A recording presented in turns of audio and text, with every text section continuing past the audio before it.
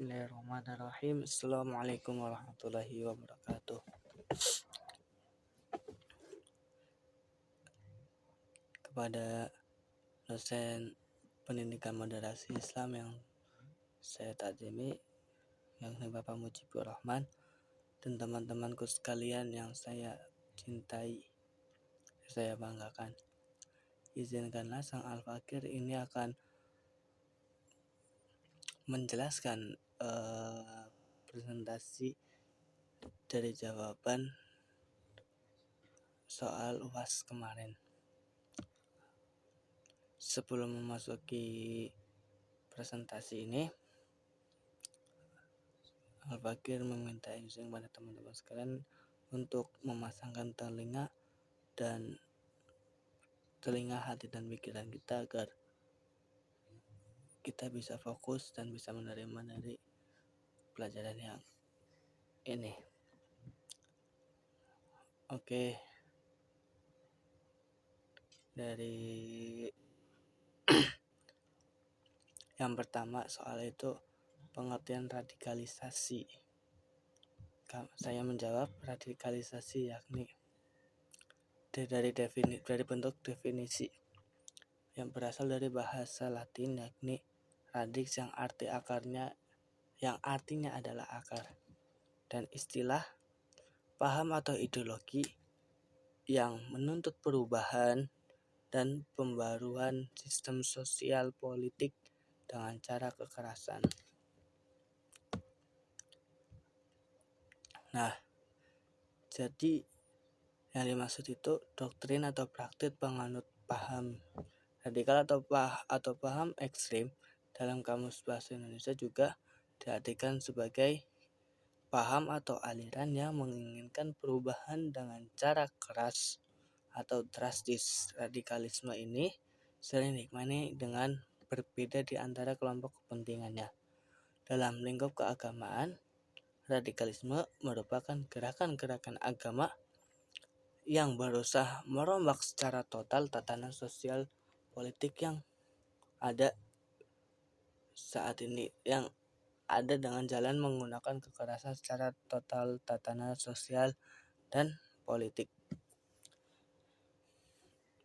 Dengan demikian, radikalisme merupakan gejala umum yang bisa terjadi dalam suatu masyarakat dengan motif beragam, baik sosial, politik, budaya, maupun agama, yang ditandai oleh tindakan-tindakan keras, ekstrim, dan anarkis sebagai wujud penolakan terhadap gejala yang dihadapi.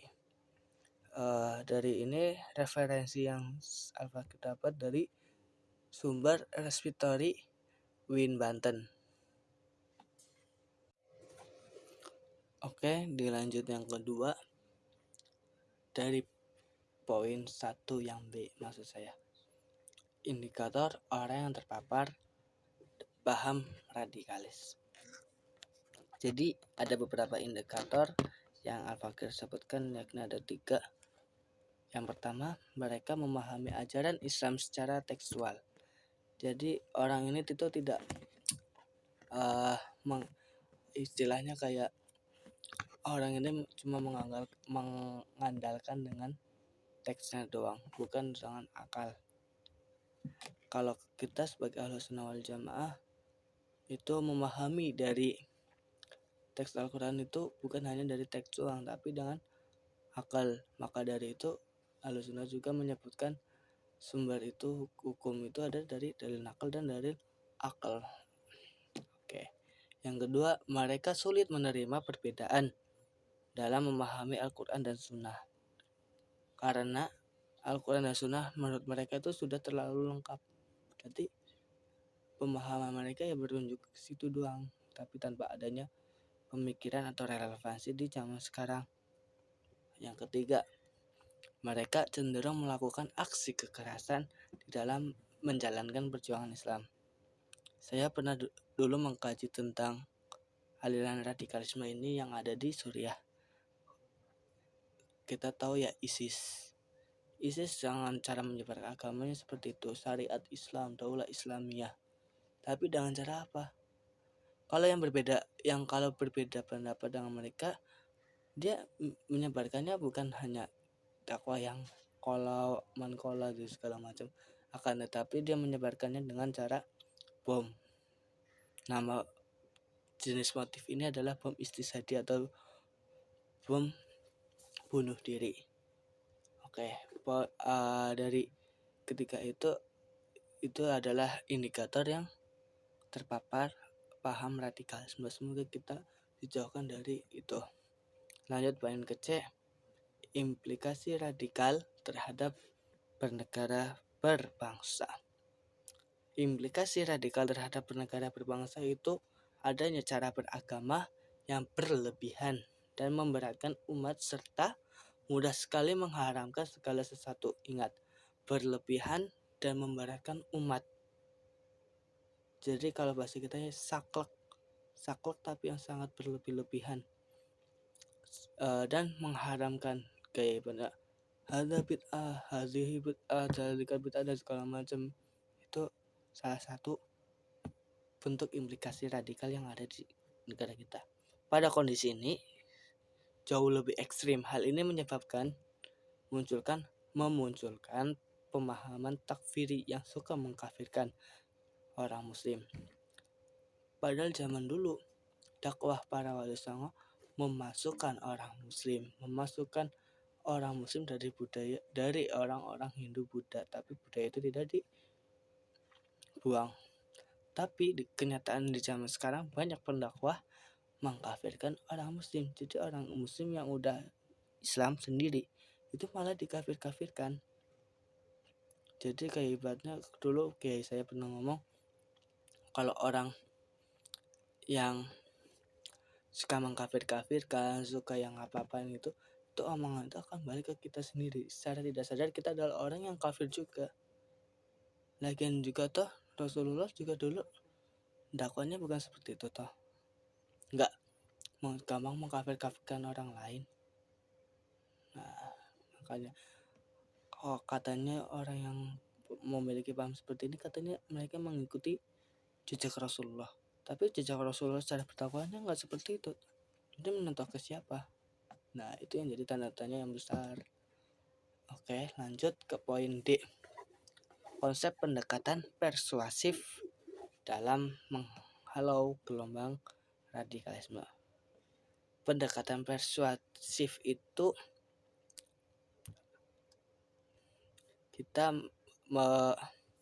saya sendiri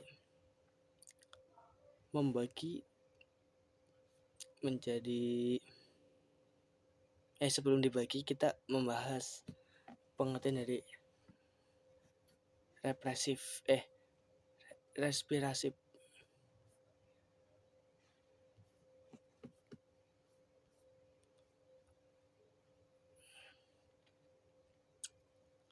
Istilah persuasif atau islah menjadi pintu pertama yang harus dilakukan.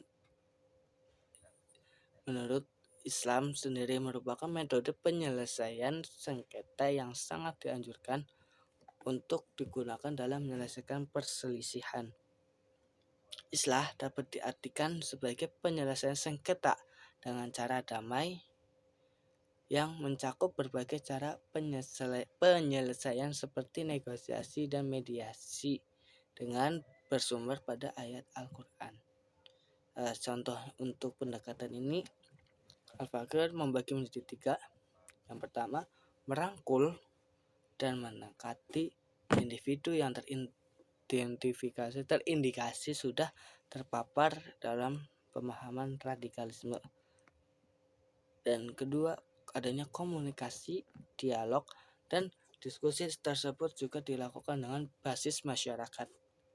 Yang ketiga, komunikasi juga atau dialog dan diskusi tersebut dilakukan dengan basis keluarga. Jadi bukan hanya pada masyarakat, tetapi keluarga kita juga harus ada pendekatan persuasif itu sendiri. Oke, untuk poin terakhir dari nomor pertama, poin kelima, yakni konsep pendekatan represif dalam menghalau gelombang radikalisme. Represif pengertiannya adalah suatu tindakan yang bersifat menekan, mengekang, menahan atau menindas dengan tujuan menyembuhkan. Bila jalan islah ini yang awal yang sebelum ini itu buntu, maka cara yang kedua adalah dengan melakukan perang, bahkan sampai membunuh. Perang dan membunuh hingga tersadarkan bahwa melakukan tindakan radikal itu tidak benar, sampai tersadarkan dan dalam jalur Allah Subhanahu wa taala. Perang dan membunuh di sini lebih tepatnya tidak diartikan secara hakiki, akan tetapi secara majazi. Bisa dengan menasehati, bisa pula dengan memberikan penyadaran terhadap ideologi yang keliru menuju ideologi yang benar dan lurus sesuai dengan Al-Quran dan hadis. Contohnya Al-Fakir memberikan contoh ada satu, yakni melaporkan kepada pihak yang berwenang jika mengetahui atau melihat kegiatan yang jelas-jelas mengarah pada tindakan radikal. Oke, dari kelima poin ini di nomor 1, semoga teman-temanku sekalian seperjuangan bisa memahaminya, apa itu radikalisme dan apa saja indikator yang terpapar dalam pemahaman radikalisme. Dan yang ketiga, pendekatan persuasif dalam menghalau gelombang radikalisme. Yang keempat, implikasi radikalis terhadap bernegara dan berbangsa. Yang terakhir adalah konsep pendekatan represif dalam menghalau gelombang radikalisme. Oke, dilanjutkan nomor 2, jawaban dari nomor 2 tentang genealogi Islam. Genealogi Islam moderat yaitu ajaran Islam yang bersifat universal atau umum, yang bersifat rahmatan lil alamin, mengajarkan umatnya untuk berpikir, berperilaku, berinteraksi yang didasari dengan sikap tawazun, atau istilah tasawufnya itu adalah seimbang dalam dimensi duniawi dan ukhrawi. Islam juga meletakkan dasar ajaran untuk mengimplementasikan sifat moderasi beragama ini, termasuk di dalam menghargai perbedaan agama, menghormati keyakinan dan cara beribadah umat yang berbeda agama, berperilaku adil, bersikap toleransi terhadap semua umat yang beragama. Oke. Telah jelas bahwa intelektual ulama Nusantara mewarisi tradisi intelektual yang moderat. Hal ini terumuskan dalam paham Ahlus Sunnah wal Jamaah dalam bidang fikih yang menganut salah satu dari 4 mazhab masyhur, yakni Hanafiyah, Malikiyah, Syafi'iyah, dan Hambaliyah. Tadi poin yang dari nomor 2 itu bersumber dari Jurnal Moderasi Beragama dalam Ajaran Islam. Penulisnya, mu'alifnya yaitu Imam Mukhair. Lanjut poin ketiga, moderasi beragama dan urgensinya. Moderasi atau regulasi terkait moderasi beragama Islam di Indonesia itu telah diatur dalam Keputusan Menteri Agama Nomor 93 Tahun 2022 tentang pedoman penyelenggaraan penguatan moderasi beragama bagi pegawai negeri sipil Kementerian Agama. Bagi bangsa Indonesia, keragaman diyakini sebagai takdir.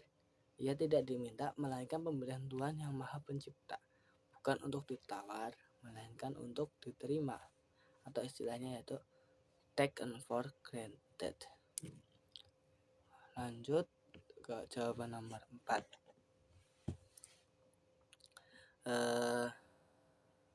Nomor 4 itu soalnya